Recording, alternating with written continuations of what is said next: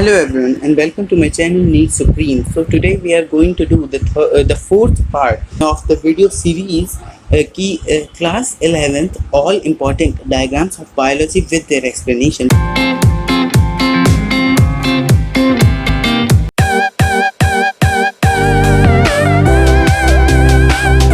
तो हम आगे बढ़ेंगे। हम पहुंच चुके थे चैप्टर 13 तक। हमने चैप्टर 11 के सारे चैप्टर 12 तक के सारे डायग्राम्स इंपॉर्टेंट जो है वो कवर कर लिए थे।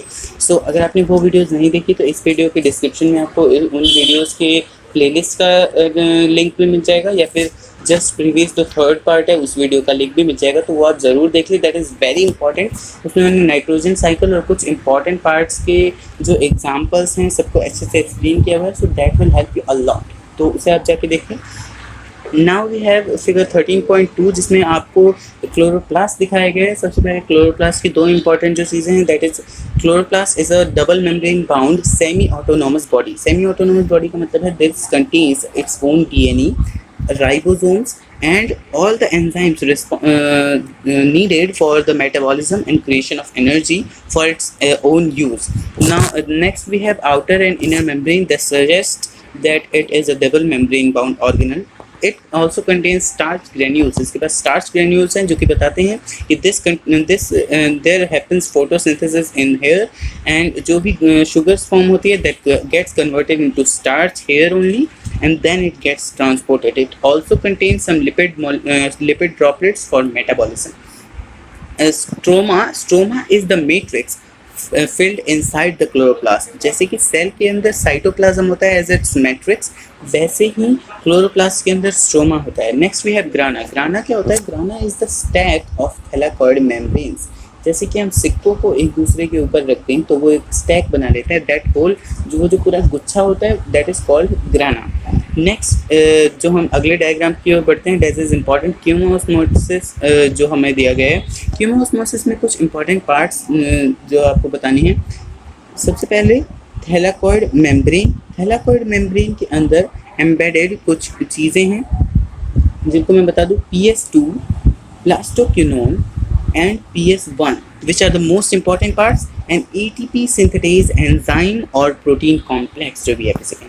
तो हम इसके मैकेनिज्म को समझ लेते हैं। आपको पता है PS2 में वाटर का ऑक्सीडेशन होता है, या फिर कहें तो वाटर का ब्रेक डाउन होता है इन O2, H+ and electron. That electron is taken up by plastoquinone, and electron को लेने की वजह से प्लास्टोक्विनोन रोटेट करने में ये बाहर से एक H+ को अपने अंदर ले लेता है एंड गेट रिड्यूस्ड, और रोटेट करने के बाद H+ को थैलाकॉइड मेम्ब्रेन के अंदर छोड़ देता है and electron gets transported to cytochrome B6F। जो H+ PS2 ने छोड़ा था थैलाकॉइड मेम्ब्रेन के अंदर, साथ में प्लास्टोक्विनोन ने जो छोड़ा है थैलाकॉइड मेम्ब्रेन के अंदर, उसके बाद साइटोक्रोम से इलेक्ट्रॉन होता हुआ प्लास्टोसाइनिन से होता हुआ PS1 में पहुंचता है, where it's meets with NADP+ and H+, और फॉर्मेशन में मदद करता है NADPH का। जब NADPH की फॉर्मेशन हुई तो वहाँ बाहर जो H+ थी that is also being used. के जो H+ है वो कम होते जा रहे हैं और अंदर के H+ बढ़ते जा रहे हैं। अपने कंसंट्रेशन ग्रेडियंट को फॉलो करने के लिए H+ कोशिश करते हैं कि वो थैलाकॉइड मेम्ब्रेन से बाहर निकले। ये तो आपको पता ही होगा।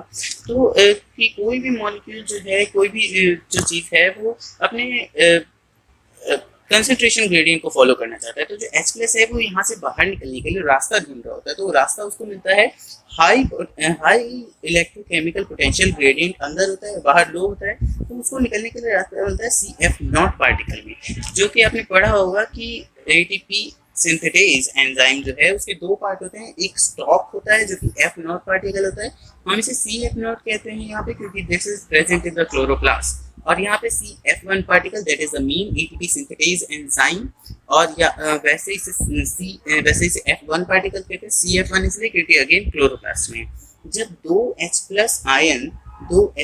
आयन जब यहाँ से निकलते हैं तो इट फॉर्म्स 1 ATP। क्या होता है कि यहाँ पे बहुत सारी आप देख सकते हैं, यहाँ लिखा हुआ हाई इलेक्ट्रोकेमिकल पोटेंशियल ग्रेडियंट, यानी अंदर जो है बहुत ज़्यादा हाई इलेक्ट्रोकेमिकल पोटेंशियल एनर्जी है H+ के पास। जब ये इतनी सारी एनर्जी लेके एटीपी सिंथेटेज यानी CF1 पार्टिकल के पास पहुंचते हैं तो इन्हें यहाँ से निकलने के लिए बहुत सारी एनर्जी लूज करनी पड़ती है। ये जो एनर्जी लूज करते हैं उसको यूज करके जो इनऑर्गेनिक फॉस्फेट हमारा है, inorganic phosphate gets ionized. Ionize होने के बाद ये ADP के साथ बाइंड करता है एंड फॉर्म्स ATP। ठीक है, तो आपको याद जो रखना है सबसे इम्पोर्टेंट चीज है कि two H plus are needed to form 1 ATP, जो आपका मोस्ट इंपॉर्टेंट थिंग है इस पूरे डायग्राम में से। नेक्स्ट हमारा इंपॉर्टेंट डायग्राम है H एंड स्लैग पाथवे यानी C4 पाथवे। इसको हम अच्छे से समझ लेते हैं एक बार। यहाँ पे क्या होता है कि दो टाइप के सेल होते हैं। सबसे पहले तो पहला आपका मेसोफिल सेल एंड दूसरा bundle sheath cell. Bundle sheath cell is the most important क्योंकि यही वो जगह है जहाँ पर एक्चुअल में फोटोसिंथेसिस हो रही होती है।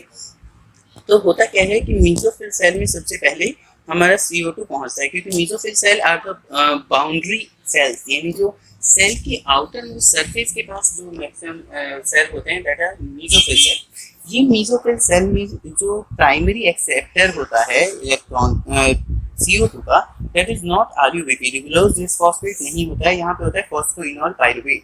फॉस्फोइनॉल पाइरुवेट प्लस CO2 जो है वो पहले ही H2 के साथ बाइंड करके बनाता है HCO3 माइनस, यानी कार्बोनिक एसिड का ion. Carbonic acid plus phosphoenol pyruvate बनाते हैं हमारा C4 एसिड। आपको पता है कि आपको पता है कि जो फॉस्फोइनॉल पाइरुवेट होता है ये आपका जो मॉलिक्यूल है दैट इज 3 कार्बन कंपाउंड। तो 3 carbon compound plus 1 carbon with HCO3 minus forms C4 acid, यानी 3 कार्बन कंपाउंड जो 3 कार्बन एसिड। ये 3 कार्बन एसिड होता है फॉस्फोग्लाइकोलेट। एनसीईआरटी में आपको नहीं मिलेगा, this is called additional information. So अगर आपको ये वीडियो अच्छी लग रही हो, अगर आपको सच में लगता है कि एडिशनल इन्फॉर्मेशन जो आपको दे रहा हूँ, एक्सप्लेनेशन जो आपको दे रहा हूँ ये इंपॉर्टेंट है आपके लिए, अच्छा लग रहा है तो वीडियो को लाइक ज़रूर करें, मुझे सपोर्ट करें, क्योंकि एक नया चैनल है, मैं इसे ग्रो करना चाहता हूँ। आपको आपके लिए इंपॉर्टेंट जो भी अच्छी चीज़ें हैं वो प्रोवाइड करना चाहता हूँ। ठीक है, तो ये आपका फॉस्फोग्लाइकोलेट है, ये आपका फॉर्म होता है। ये फॉस्फोग्लाइकोलेट यानी C4 एसिड का ट्रांसपोर्ट होता है। ये ट्रांसपोर्ट के बाद जाता है बंडल सीड सेल में। आपको बंडल सीड सेल याद होगा, जो वस्कुलर बंडल है उसके पास होता है। तो बंडल सीड सेल जो है यहाँ पे ट्रांसपोर्ट होकर पहुंच जाता है और इसका हो जाता है बंडल सीड सेल के अंदर डीकार्बोक्सिलेशन, यानी जो इसने CO2 लिया था वो वापस निकल जाता है। यानी CO2 निकलने के बाद ये जाएगा कहाँ, इसके अंदर होता है that Calvin cycle.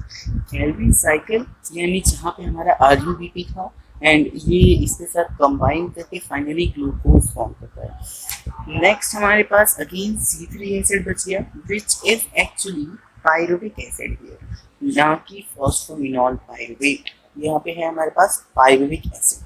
That pyruvic acid again gets transported back into the mesophyll cell, क्योंकि उसे वापस से रीजनरेशन के बाद बनाना है phosphoenol pyruvate. We again get phosphoenol pyruvate by regeneration, जो कि आपका ग्लाइकोलिसिस का लास्ट का स्टेप है। अगर आप याद करें उसमें फॉस्फोइनॉल पाइरुवेट से बनता है पाइरुविक एसिड। इसमें जो है उल्टा हो रहा है, पाइरुविक एसिड के से फॉस्फोइनॉल पाइरुवेट बन रहा है, यानी वहाँ पे ATP रिलीज होती थी, यहाँ पे एक ATP यूज होती, यानी यहाँ पे हम एक्स्ट्रा एनर्जी यूज तो कर रहे हैं। C4 पाथवे में एक्चुअली एक्स्ट्रा एनर्जी यूज करते हैं ग्लूकोज बनाने के लिए, जबकि फिर भी यहाँ पे आपकी जो एफिशिएंसी अगर आप देखेंगे तो एफिशिएंसी ज़्यादा होती है। क्यों ज़्यादा होती है? क्योंकि आप अगर एफिशिएंसी की बात करें तो अगर C3 प्लांट में देखें तो वहाँ पे जो फोटो रेस्पिरेशन से लॉस होता है, यहाँ पे हम उतनी एनर्जी तो नहीं लगा रहे हैं, फिर उससे तो कम ही लगा रहे हैं। तो फाइनली हमारा जो एफिशिएंसी होती है वो बढ़ जाती है। नेक्स्ट डायग्राम की ओर बढ़ेंगे, इलेक्ट्रॉन ट्रांसपोर्ट चेन। तो मैं तो मानूंगा कि ये वीडियो सबसे ज़्यादा इंपॉर्टेंट है इस सीरीज़ में, क्योंकि इसमें आपको देख सकते हैं कीमोस्मोसिस पढ़ा आपने, ATP सिंथेसिस पढ़ा, you got the information about electron transport chain. So let's start with the electron transport system. इसमें हम देखने वाले हैं कि सबसे पहले तो इसमें जो कुछ कॉम्प्लेक्सेस दिए हुए हैं हमारे पास, मेनली यहाँ पे कॉम्प्लेक्सेस 4 ही होते हैं, बट अगर हम देखें तो कई बार जो ATP सिंथेटेज हमारा है इसको भी कॉम्प्लेक्सेस में ही गिन लिया जाता है। सो हमारे पास टोटल होते हैं 5 कॉम्प्लेक्सेस। ये कॉम्प्लेक्सेस हैं बेसिकली प्रोटीन्स जो कि हेल्प करते हैं to create the proton gradient, जिसकी मदद से एटीपी की सिंथेसिस होती है. So let us see how. तो हमें पता है कि पहले के Calvin cycle, Krebs cycle etcetera में हमने देखा था कि पहले के क्रेब्स साइकिल वगैरह में हमने देखा था कि वहाँ पे NADH एंड FADH वगैरह फॉर्म होते हैं, जो कि एक्चुअली एनर्जी के फॉर्म ही होते हैं, but they can not be directly used in metabolism. So उनको हमें ATP में कन्वर्ट करना पड़ेगा. सो इस ATP में कन्वर्ट करने के लिए इसे एक प्रोसेस के थ्रू जाना पड़ता है, that is the electron transport chain. ये इलेक्ट्रॉन ट्रांसपोर्ट चेन की जो सारी का सारा सिस्टम है, that is embedded in the inner mitochondrial membrane. जैसा कि आप यहाँ देख सकते हैं, ये अगर एक माइटोकॉन्ड्रिया है and these are the two membranes, तो ये वाली जगह जो है यहाँ पे है, ये इनर माइटोकॉन्ड्रियल मेम्ब्रेन में है सारे के सारे कॉम्प्लेक्सेस. एंड ये जो अंदर का स्पेस है which is the matrix is here, and this is the intermembrane space. Okay. So now moving on, the inner mitochondrial membrane has basically 4 protein or complexes. The first complex, as we know, is an iron sulfur complex, as we can see here, and it takes up hydrogen atom, or you can say proton and an electron. It throws all the protons in the inner mitochondria in the inner membrane space, that is, it throws all the protons in the intermembrane space and passes the electron got from it to ubiquinone, जिसकी वजह से वो reduce हो जाता है. ये reduced ubiquinone पास करता है इलेक्ट्रॉन को to system 3. Also we have to take in account कि जो सिस्टम 2 है दैट कम्स आफ्टर सिस्टम 3, यानी एक सीरीज नहीं है बल्कि system 1, then system 3, then system 2 and then 4. Again जो सिस्टम 4 है हमारा, या फिर कॉम्प्लेक्स 4 है, that takes up hydrogen atom और proton and an electron, throws all the protons to the system 3 which throws the proton in the intermembrane space, और electron again ubiquinone के through transfer हो जाता है कॉम्प्लेक्स 3 में. Then ये electron through cytochrome complexes पहुंचता है कॉम्प्लेक्स 4 में. कॉम्प्लेक्स 4 में आप देखिए कॉपर कॉम्प्लेक्स है मेनली. जो कॉम्प्लेक्स 3 और कॉम्प्लेक्स 4 है उसमें कॉपर होता है, जबकि कॉम्प्लेक्स 1 एंड 2 में आयरन होता है. ऑलराइट.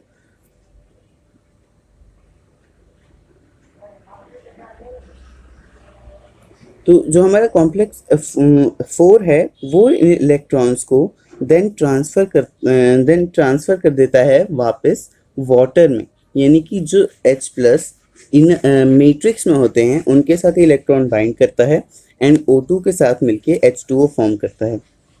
जो इधर हमारे पास ढेर सारे प्रोटॉन है वो एक प्रोटॉन ग्रेडियंट क्रिएट करते हैं, जो कि अपने कंसंट्रेशन ग्रेडियंट के अकॉर्डिंग चलने के लिए again F0 and F1 particle से पास करने की कोशिश करते हैं, losing a lot of energy, and this energy ionizes are inorganic phosphate creating ATP. So next important diagram की ओर बढ़ते हैं. This is the photo periodism.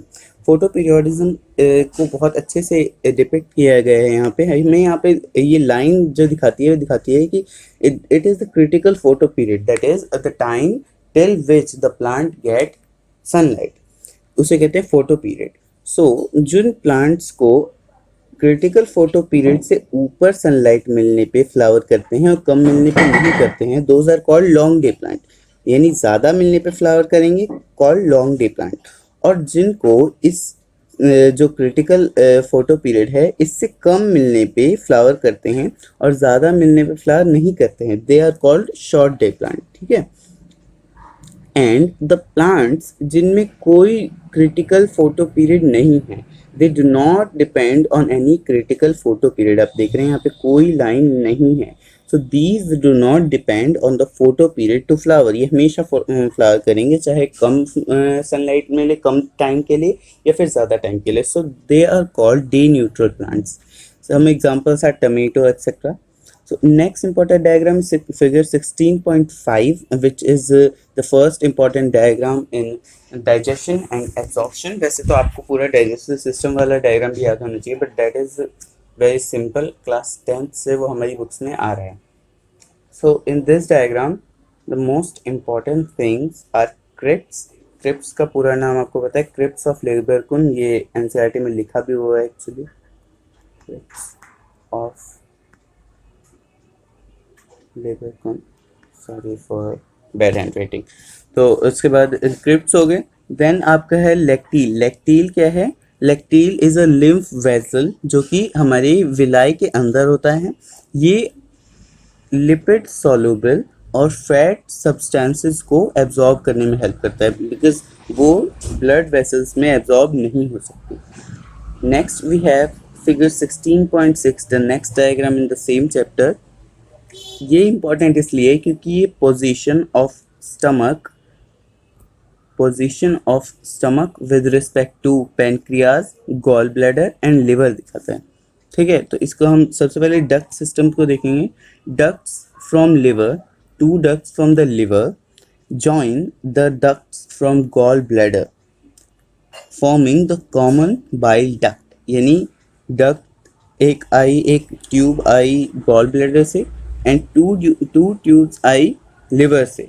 वो दोनों जॉइन होके बन गई कॉमन हेपेटिक डक्ट, जो कि बाइल जो गॉल ब्लैडर से डक्ट आई उसके साथ मिलके बनती है कॉमन बाइल डक्ट. यानी वो बाइल डक्ट जो कि बेसिकली डुओडेनम में अपना सिक्रीशन डालेगी. देन हमारे पास पेनक्रियाज आता है, दैट इज अ फोलियर या फिर leaf like structure in behind the duodenum just below the stomach. ये आपको पता है कि कई सारे एंजाइम सिक्रीट करती है. इसका जो duct है, that is called the pancreatic duct, joins the common bile duct forming the hepatopancreatic duct. ये आपको सारे सिस्टम याद रखने की कहाँ पे कौन सा जॉइन होता है. two ducts from liver join to form common bile duct, then common bile duct and duct from gallbladder join to form common bile duct. Then these two join with the pancreatic duct forming hepatopancreatic duct. सो ये पूरा system याद रखना है. Next हमारे पास है figure 17.3, respiration वाले chapter से, breathing and exchange of gases से. इसमें इम्पॉर्टेंट है relative pressure of O2 and CO2 को इन चारों जगहों पे याद करना. In the systemic when, systemic artery, body tissue and the lungs. कहाँ पे किसका प्रेशर ज़्यादा है जिसकी वजह से एक्सचेंज ऑफ गैसेस होंगी. जैसे कि सिस्टमिक वेन में O2 का प्रेशर CO2 से थोड़ा सा कम है, जबकि सिस्टमिक आर्टरी में O2 का प्रेशर CO2 से बहुत ज़्यादा है. सो ऐसे रिलेटिव याद रखना है, क्योंकि अगर आप परफेक्ट इसका जो नंबर्स हैं वो याद रख ले तो बहुत अच्छी बात है, बट रिलेटिव याद रखना ज़्यादा इंपॉर्टेंट है. Next we have the ECG. ये ECG इलेक्ट्रोकार्डियोग्राम है, यानी M वाला. जो इलेक्ट्रोकार्डियोग्राफ है that is the machine which gives electrocardiogram. इसमें जो P वेव है that signifies the starting of cardiac cycle, जिसमें जो ऑरिकल्स है उनमें ब्लड फिल हो रहा होता है और साथ ही कुछ ब्लड वेंट्रिकल्स में भी फिल हो रहा होता है. उसके बाद जो QRS कॉम्प्लेक्स है that accounts for the systole of ventricle. यानी जब ब्लड वेंट्रिकल से निकल के रेस्पेक्टिव पल्मोनरी आर्टरी में और वेन्स में जा रही होती है.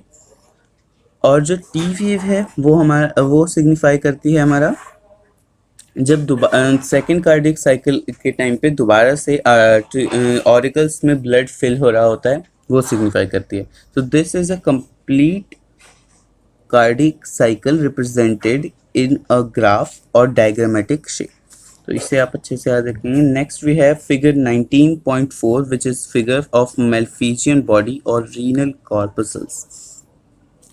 सो यहाँ पे मैंने जो एडिशनल इन्फॉर्मेशन लिख रखी है that is also very important कि एफरेंट यानी जो हमारी आर्टरी है जो कि ब्लड को लेके आती है किडनी में, that is called afferent arteriole. वो थिकर होती है, दैट इज थिकर। क्यों? क्योंकि उनमें प्रेशर ज़्यादा होता है, वो डायरेक्टली हार्ट से आ रही होती हैं। जबकि जो इफरेंट आर्ट्रियोल है, यानी कि जो फिल्टर्ड ब्लड, जो फिल्टर हो चुका है, उस ब्लड को लेके वापस जा रही होती है, वो भी एक्चुअली होती हैं आर्ट्रियोल ही, but they are efferent, so they are thinner. This is important, they are thinner and pressure filtration और ultra filtration इसी कारण होता है, since they are thinner। so यहाँ पे thick है, यहाँ पे thick है, यहाँ पे thin है। so यहाँ पे जब प्रेशर ज़्यादा होगा और वहाँ पे जो हमारी आर्ट्रियोल है वो थिन है, तो इसकी वजह से मैक्सिमम जो है फिल्ट्रेशन यहीं पे हो जाता है। Next we have Bowman's capsule, जिसके अंदर ये सारा आर्टरीज और कैपिलरीज का सिस्टम फिट होता है। We have podocytes embedded in the sides, यहाँ पे आप देख सकते हैं मैंने एक्स्ट्रा डायग्राम में बना रखा है। We have podocytes right here. Podocytes are feet like cells, feet shaped cells which help in the filtration of blood. ये क्या करते हैं, एक like these are the cells, so they provide very minute gaps between them, जिनके बीच से cell, जो blood cells है, दे can not pass, लेकिन जो हमारे नाइट्रोजनस वेस्ट हैं, वाटर है एंड कुछ अदर इनऑर्गेनिक और ऑर्गेनिक कंपाउंड्स है, सिर्फ वो पास कर सकते हैं, जिसकी वजह से एक फिल्ट्रेशन चेम्बर फॉर्म करते हैं podocytes. Next we have proximal convoluted tubule, जो कि आगे बहुत ज़्यादा लूपिंग करता है, जिसकी वजह से वापस जो हमारी इंपॉर्टेंट मटेरियल्स है वो हम वापस ले सकें, एंड जो और ज़्यादा वेस्ट है उसे हम बाहर निकाल सकें। Again we have this diagram, जिसमें आपको दिखाया गया है पूरा का पूरा कि कौन से पार्ट में जो प्रॉक्सिमल कॉन्वोल्यूटेड ट्यूब्यूल्स हैं, उसके कौन से पार्ट में कौन सा मिनरल या फिर कौन सा एलिमेंट बाहर निकलता है और कौन सा अंदर आता है। In the proximal convoluted tubule, most of the water, nutrients and salts are taken out. Most of the materials are taken out, and some of the ammonia left in the body is again thrown out of the body.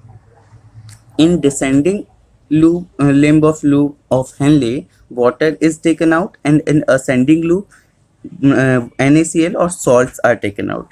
सो आपको ये relative यहाँ पे भी याद रखना है कि कहाँ पे जो कौन सा सॉल्ट या फिर मिनरल है वो वापस लिया जा रहा है और कौन सी चीज़ वापस से निकाली जा रही है। We can see here that in collecting duct urea, some of the urea is taken out, but in the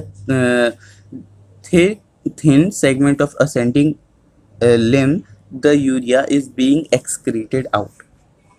Next we have figure 20.2, which is the diagrammatic representation of anatomy of muscle fiber showing a sarcomere and a sarcomere itself. ये जो है आपको thick fibre और thin fibre की जो characteristic है वो बताता है, और साथ में आपको ये बैंड्स और लाइंस जो है ये अच्छे से समझाता है। Sarcomere has a definition of itself, जो कि डेफिनेशन से ही क्वेश्चन आता है। What is a sarcomere? तो the sarcomere is the segment of muscle fiber between two Z lines. ये दो Z lines देख रहे हैं, ये दोनों, इनके बीच का जितना मसल फाइबर है that is called the sarcomere.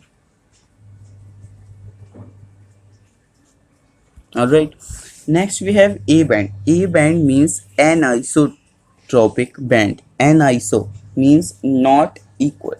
यानी यहाँ पे जो है दोनों टाइप के मसल फाइबर, एक्टिन और मायोसिन, दोनों के दोनों प्रेजेंट होंगे, जबकि जो isotropic I band, that is isotropic band है, वहाँ पे सिर्फ लाइट बैंड ही होगा। ठीक है। So also the Z zone where only the thick myofilament is present. And sarcomere की डेफिनेशन तो मैंने बता दी, तो muscle fibre between two Z lines. Next हम बढ़ेंगे। This is figure 20.3, an actin or thin filament and a myosin or meromyosin. Actin में mainly जो है तीन पार्ट्स आपको याद रखना। ट्रोपोनिन इज द प्रोटीन जो कि मायोसिन बाइंडिंग साइट्स को मास्क करके रखता है, यानी जब तक ट्रोपोनिन प्रेजेंट है एक्टिन के ऊपर तब तक मायोसिन इसके साथ बाइंड नहीं कर सकता। और उसके बाद हमारे पास है ट्रोपोमायोसिन, जो कि एक्टिन को आपस में बाइंड करने में मदद करता है। आपको पता है एफ एक्टिन यानी filamentous, F actin means filamentous, filamentous जो एक्टिन है वो बना होता है जी एक्टिन से। G actin means globular actin. आप देख रहे हैं यहाँ पे ये एक एक जो हमारे पास प्रोटीन्स हैं ये ग्लोबुलर हैं actually, and they join to form a filament like structure, and then वो आपस में इस तरीके से जुड़ जाते हैं जो कि एक फिलामेंट या फिर थ्रेड लाइक स्ट्रक्चर बन जाता है, but actually they are formed of globular proteins. तो ये ट्रोपोमायोसिन उनको हेल्प करता है आपस में बाइंडेड रहने में। नेक्स्ट वी हैव मायोसिन और मीरोमायोसिन। इसमें जो है आपको टेल दिखाई दे रही है एंड हेड दिखाई दे रहा है, राइट। हेड में कुछ इंपॉर्टेंट पार्ट जो है actin binding site and ATP binding site. ATP binding site यानी वो साइट जहाँ पे एटीपी बाइंड करेगी to provide energy and will get converted into ADP and inorganic phosphate, right. And actin binding site is the site जहाँ पे जो आपका troponin है ये हटने के बाद ये एक्टिन बाइंडिंग साइट यहाँ पे बाइंड करेगा, एंड बाइंड करने के बाद आपका फॉर्म करेगा cross bridge. Cross bridge form करने में सबसे ज़्यादा हेल्पफुल होता है क्रॉस आर्म, यानी वो हेड और जो टेल को ज्वाइन कर रहा होता है क्रॉस आर्म, इसकी वजह से बनता है क्रॉस ब्रिज। सो हम इस वीडियो को यहीं पे वाइंड अप करेंगे so कि ज़्यादा लंबी ना हो जाए। अगर आपने प्रीवियस वीडियोस नहीं देखी तो वो इस वीडियो के डिस्क्रिप्शन में आपको मिल जाएंगी, तो उससे ज़रूर देख लें। एंड अगली वीडियो के लिए आपको जल्दी नोटिफिकेशन मिल जाएगी, so subscribe the channel. And अगर आपको ये वीडियो अच्छी लगे तो इस वीडियो को लाइक ज़रूर करें। Thank you.